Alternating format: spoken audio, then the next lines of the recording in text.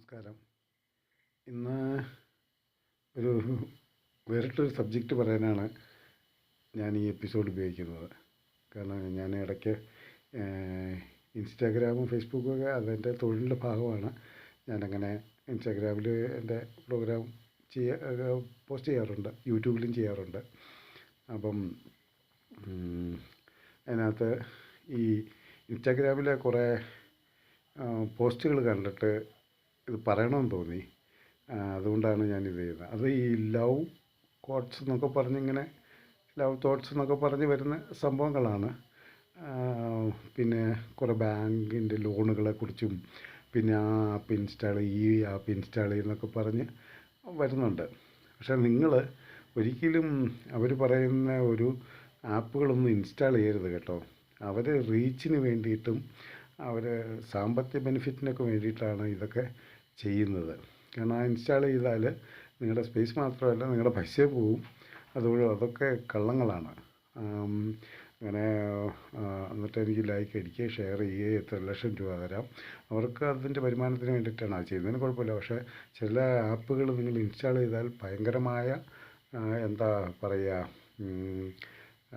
നഷ്ടങ്ങൾ നിങ്ങൾക്കുണ്ടാകും കേട്ടോ. ഒരുപാട് നിങ്ങളുടെ അക്കൗണ്ടിൽ നിന്ന് വരെ പൈസ പോകുന്ന ചില ഒത്തിരിയാണ് ഇൻസ്റ്റാഗ്രാമിൽ. ഫേസ്ബുക്കിലൊന്നും അത്രയും മിസ്യൂസ് ചെയ്യപ്പെടുന്നില്ല. അതുപോലെ തന്നെ വേറൊരു കാര്യം എന്ന് പറഞ്ഞാൽ ഇപ്പോൾ പറയാൻ പോകുന്ന ഈ ലവ് കോട്ട്സ് എന്നൊക്കെ പറഞ്ഞ് വരികയില്ലേ, ആ സംഭവങ്ങൾ ഇപ്പോൾ പറയുന്ന നിങ്ങൾ പേപ്പറിൽ ഉരുട്ടി പേരെഴുതിയിട്ട് തലയുടെ കീഴി വെക്കുക, എന്നിട്ട് എൻ്റെ ഇത് സബ്സ്ക്രൈബ് ചെയ്യുക എന്നൊക്കെ പറഞ്ഞ് വരുന്നില്ലേ, അതൊന്നും ഉള്ള കാര്യമല്ല കേട്ടോ. പിന്നെ നിങ്ങളിങ്ങനെ ഇന്ന നമ്പർ ഓർത്തേച്ച് നിങ്ങളത് ആലോചിക്കുക, അവളുടെ പേര് കിട്ടും അല്ലെങ്കിൽ അവൻ്റെ പേര് കിട്ടും. സത്യത്തിൽ ഈ രണ്ട് മനസ്സ് തമ്മിൽ ഞാൻ എൻ്റെ 17ാമത്തെ വയസ്സിൽ മനഃശാസ്ത്രം എന്ന് പറഞ്ഞൊരു മാസികയുണ്ട്. അതപ്പോൾ ഞാൻ എത്ര വയസ്സ് മുതൽ വായിക്കുന്നു ആലോചിച്ച് നോക്കി. ആ മാസികയിൽ ഞാനൊരു മത്സരത്തിന് എഴുതുകയും എനിക്കതിൽ 1ാം സമ്മാനം കിട്ടുകയും ചെയ്തതാണ്. നിങ്ങൾ പറയുന്നില്ല, ഞാൻ നോവലുകളും കവിതകളും ഒന്നും അല്ല വായിച്ചുകൊണ്ടിരുന്നത്. ഞാൻ സ്ക്രിപ്റ്റ് എഴുതി തന്നെ ചെയ്യുന്നുണ്ട്. പക്ഷേ ഞാൻ 1-2 MDയുടെ ശ്രീനിവാസിൻ്റെ ഒക്കെ സ്ക്രിപ്റ്റുകളെ ഞാൻ വായിച്ചിട്ടുള്ളൂ. ബാക്കി സിനിമ മാക്സിമം കാണാതിരുന്ന് ഒരു വെറൈറ്റി ആയിട്ട് ചെയ്യണമെന്നുള്ള ഒരു ബേസിലൊക്കെയാണ്. നല്ല സിനിമകൾ ഞാൻ കാണാറുണ്ട്. അപ്പം നിങ്ങൾ വിചാരിക്കുക, നിങ്ങൾക്ക് ഈ ലവ് കോട്ട്സ് കണ്ടിട്ട് അയ്യോ എൻ്റെ കാമുകൻ അല്ലെങ്കിൽ കാമുകിക്ക് ഇങ്ങനെയുള്ള നെഗറ്റീവ്സ് ഉണ്ടല്ലോ, ഇങ്ങനെയുള്ള പോസിറ്റീവ് ഉണ്ടല്ലോ, അവളെന്നെക്കുറിച്ച് ചിന്തിക്കുന്നില്ല, ഇതൊന്നും ചുമ്മാ അവരുടെ ബാലിശമായ മനസ്സിൽ അവർ വേറെ ഏതെങ്കിലും ഒരു സംഭവം കണ്ടിട്ടോ ഒക്കെ പറയുന്നതാണ്. സൈക്കോളജിക്കലായിട്ട് അങ്ങനെ ഒരു സംഭവം ഇല്ല കേട്ടോ. സൈക്കോളജിക്കലായിട്ട് ഈ ലോകത്ത് അംഗീകരിക്കപ്പെട്ടിട്ടുള്ള ഒരേ ഒരു മനഃശാസ്ത്ര പാതയുള്ളതിന് അതായത് സൈക്കോപാത്ത് എന്ന് പറയുന്നത്. സൈക്കോപാത്ത് എന്ന് പറഞ്ഞാൽ രോഗത്തിൻ്റെ ഒരു അവസ്ഥയുണ്ട്, അവനൊരു സൈക്കോപാത്താണെന്ന് പറയുന്നത് ആ അവസ്ഥയല്ല കേട്ടോ. ഇത് രണ്ട് മനസ്സുകൾ തമ്മിൽ പരസ്പരം ഇഷ്ടപ്പെടുന്ന, പരസ്പരം സ്നേഹിക്കുന്ന രണ്ട് മനസ്സുകൾ തമ്മിലുള്ള പാതയാണ് ആ സൈക്കോപാത്ത്. നിങ്ങളൊന്ന് ആലോചിക്കുക, നിങ്ങൾ എത്ര ദൂരത്തായിരുന്നാലും നിങ്ങളുടെ അമ്മയ്ക്കൊരു അപകടം ഉണ്ടായാൽ നിങ്ങൾ രാത്രിയിൽ ഉറക്കത്തിൽ ഞെട്ടി എണീക്കും. അത് നിങ്ങൾ ഇവിടുത്തെ അമേരിക്കയുടെ ടൈം തമ്മിൽ രാത്രിയും പകലും തമ്മിൽ 12 മണിക്കൂറിൻ്റെ ഏകദേശം വ്യത്യാസമില്ലേ. പക്ഷേ അവിടെയാണെങ്കിൽ നിങ്ങൾ ഉറക്കത്തിൽ ഞെട്ടി എണീക്കും. നിങ്ങൾ സ്നേഹിക്കുന്ന അച്ഛന് മക്കൾക്ക് എന്തെങ്കിലും അപകടം പറ്റി അവർക്ക് എന്താണെന്നറിയില്ല, അവർ ആ രാത്രി വിളിക്കണമെന്ന് വിചാരിക്കും കുഞ്ഞുങ്ങളെ. അതൊക്കെ ആ ഒരു പാത മാത്രമേ ഉള്ളൂ. മാത്രമല്ല അതിൻ്റെ ഒരു സെക്ഷലല്ല ഇത് ഞാൻ പറയുന്നത്. ഒരു പ്രസവിച്ച് കിടക്കുന്ന ഒരു സ്ത്രീ, അവൾ നൊന്ത് പ്രസവിക്കുന്ന പറഞ്ഞാൽ അവൾ പുനർജനിക്കുന്ന പോലെയാണ്. കാരണം ആ കുഞ്ഞും ജനിക്കുകയാണ്, ആ സ്ത്രീയുടെ ശരീരമെല്ലാം ജനിച്ച അവസ്ഥയിൽ അത്ര കട്ടിയില്ലാത്ത അവസ്ഥയാകും. കാരണം അതുകൊണ്ടാണ് ഈ ജനിച്ച് കുഞ്ഞുങ്ങളൊക്കെ കുറച്ച് ദിവസത്തേക്കൊക്കെ നിലത്തൊക്കെ വീണ് കഴിഞ്ഞാൽ അവർക്ക് ചിലപ്പോൾ അപകടം പറ്റും. കാരണം അവരുടെ ശരീരത്തിൻ്റെ എല്ലുകളോ മറ്റൊന്നും ഭയങ്കര ലോലമായിരിക്കും. അതുകൊണ്ട് അത് ഒരിടത്ത് ഇടിച്ച് ഉടയാനൊന്നും സാധ്യതയില്ല. അതുപോലെ തന്നെയാണ് ഈ പ്രസവിക്കുന്ന സ്ത്രീയുടെ. ആ സ്ത്രീ അന്നത്തെ ദിവസം ഉറങ്ങുന്നത് അല്ലെങ്കിൽ പിറ്റേ ദിവസം ഉറങ്ങുന്നത് തീർത്തും ബോധരഹിതയായിട്ടായിരിക്കും. അവൾക്ക് ഈ ലോകത്തിൽ ഇനിയൊരു റെയിൽവേ സ്റ്റേഷൻ്റെ അടുത്തോ എന്ത് ബോംബ് വീണാൽ പോലും ആര് വിളിച്ചാലും അവൾ ആ ഉറക്കത്തിൽ നിന്ന് എണീക്കില്ല. പക്ഷേ അവളുടെ അരികിൽ കിടക്കുന്ന കുഞ്ഞ് മുലകുടിച്ച് കിടക്കുന്ന ആ കുഞ്ഞിൻ്റെ കൈ ഒന്ന് ചലിച്ച് അവൾ അറിയും. അതാണ് സൈക്കോപാത്ത്. കാരണം എന്ന് പറഞ്ഞാൽ അത് സൈക്കോ വേ ആണത്. അത് മനസ്സല്ല, തലച്ചോറും തമ്മിലുള്ള ഒരിതാണ്. അതൊരു എന്താ അതിനൊന്നും ഇതുവരെ നിർവചനം കണ്ടെത്താൻ പറ്റില്ല. അതേ ഒറ്റ വേയേ ഉള്ളൂ. അത് കാമുകനും തമ്മിലും അല്ലെങ്കിൽ പരസ്പരം സ്നേഹിക്കുന്നവരും വെറുത്തെന്നൊക്കെ പറഞ്ഞേച്ച് 1 വർഷം 6 മാസവും ചുമ്മാ പിണങ്ങിയ 3 മാസം 3 ദിവസവും ഒക്കെ ഇരിക്കും. പക്ഷേ ഇവരുടെ ചിന്തകൾ മൊത്തം ആ സമയത്ത് കേട്ടോ. എന്നിട്ട് വിളിക്കുമ്പോൾ എടുക്കുന്നത് എന്തിനാണ് വിളിച്ചതെന്നായിരിക്കും ചോദിക്കുന്നത്, അതിൻ്റെ ദേഷ്യത്തിന്. പക്ഷേ അതിൻ്റെ കാരണങ്ങൾ തേടിപ്പോകുമ്പം അവർക്കും മനസ്സമാധാനമില്ല, എതിർ ഭാഗത്ത് വയ്ക്കുന്നവർക്ക് മനസ്സമാധാനമില്ല.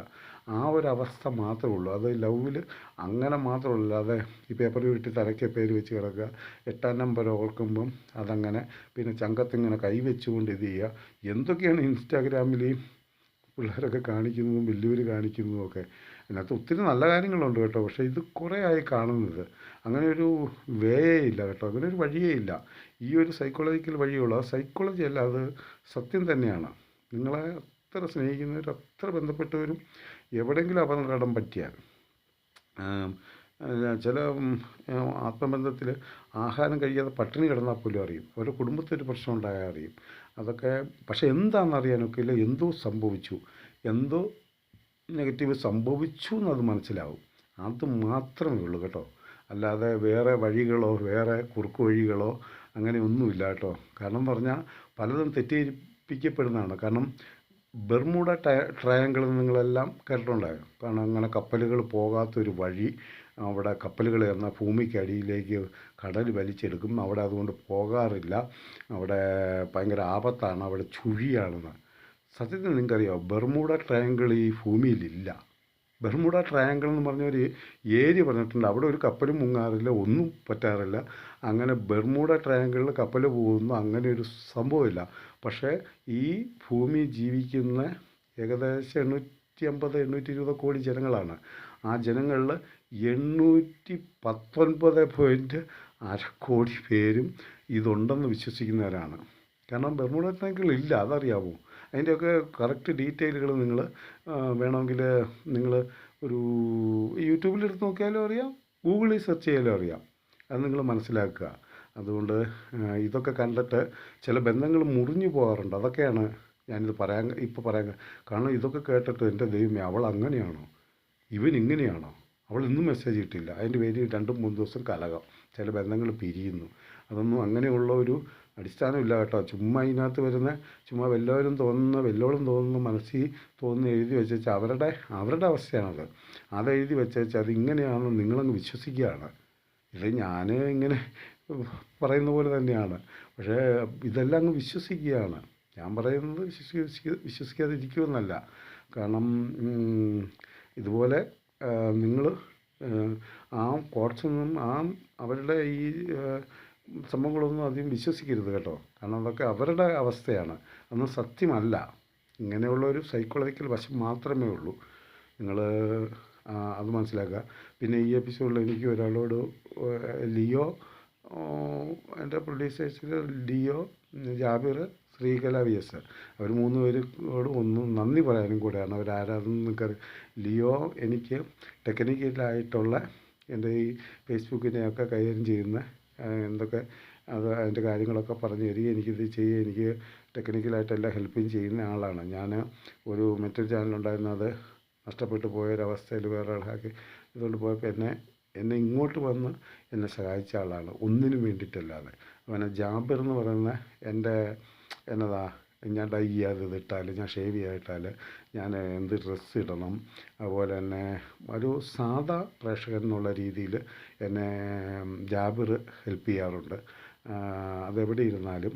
അതുപോലെ ശ്രീകല VS എന്ന് പറഞ്ഞ വ്യക്തി എൻ്റെ വർക്ക്, ഇവർ 3 പേരും സാമ്പത്തികമായിട്ട് എന്നെ ഹെൽപ്പ് ചെയ്യാറുണ്ട് കേട്ടോ. അതുകൊണ്ട് പ്രൊഡ്യൂസേഴ്സിനും ക്രിയേറ്റീവ് കോൺട്രിബ്യൂട്ടർ എന്നൊക്കെ വെക്കുന്നത്.